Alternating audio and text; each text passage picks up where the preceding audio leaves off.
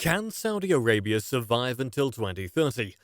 Saudi Arabia, as known as the great producer of oil all over the world, realizing that they cannot live by just producing oil, and oil is not an infinite resource. In the year 2016, Crown Prince Mohammed bin Salman announced the program named Saudi Vision 2030, with the ambition of less dependence on the black gold industry. With the introduction of Vision 2030, Saudi Arabia is planning to change all aspects of the country's economy, society, and technology, preparing the world's largest oil exporter to enter the post-oil era. Saudi Arabia has an average oil production rate of 8.7 million barrels per day. This is the main source of its economy, which amounts for 75% of budget revenue and 90% of export value. This shows that the black gold industry plays an important role in this country's economy. Reducing dependence on oil resources is one of the most important goals that the country has set since the 70s of the last century. However, the realization of this target is unstable and still largely depends on oil prices. The decline in crude oil prices, especially after the crude oil price plummeted from the peak of more than $100 per barrel in mid-2014 to the lowest level in January 2016, and the recent surge in the use of renewable fuels has forced Saudi Arabia to accelerate preparations for the post-oil era.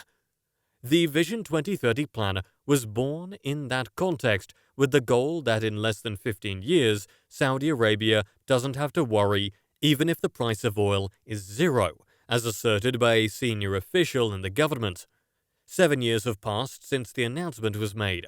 Saudi Arabia still has to depend pretty much on oil production.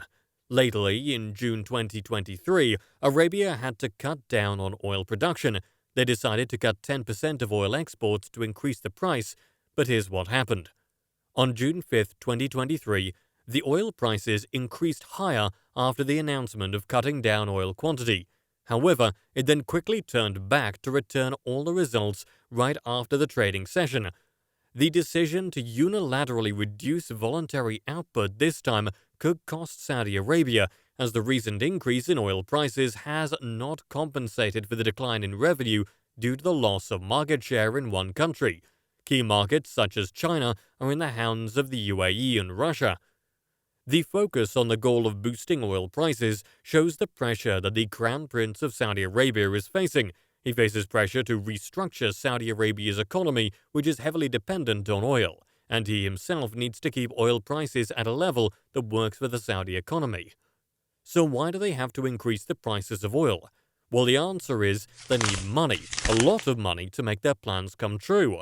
With the deadline of Vision 2030 is coming closer, more funding than ever is needed to complete projects such as $500 billion Neom City in the west of the country.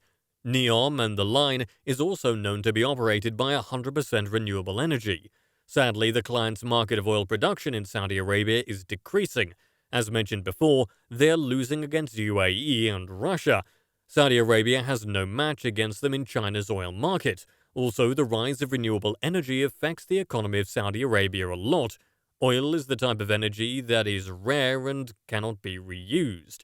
With these reasons, people around the world are starting to live green as much as possible. They prioritize using renewable energy, solar plates, rather than oil. So, is oil the only thing they need to worry about? No. The next thing I say is they also need to desalinate the water. Saudi Arabia has no river. This is why they need to spend money for desalinating water. The fourth Desalination Project's 2030 report details how a total of $39.3 billion is currently being spent on desalination projects across the region, whether planned or already underway. Saudi Arabia and the United Arab Emirates are investing the most of these countries, with a total of $14.58 billion and $10.28 billion worth of projects, respectively.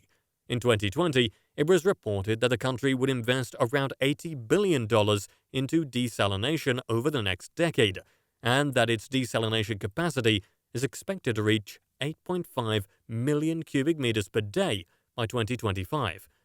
Saudi Arabia spent quite a lot of money to fulfill 50% of their water requirement. However, the problem with this method is that it is extremely toxic to do. It requires a lot of oil, which leads to carbon emissions.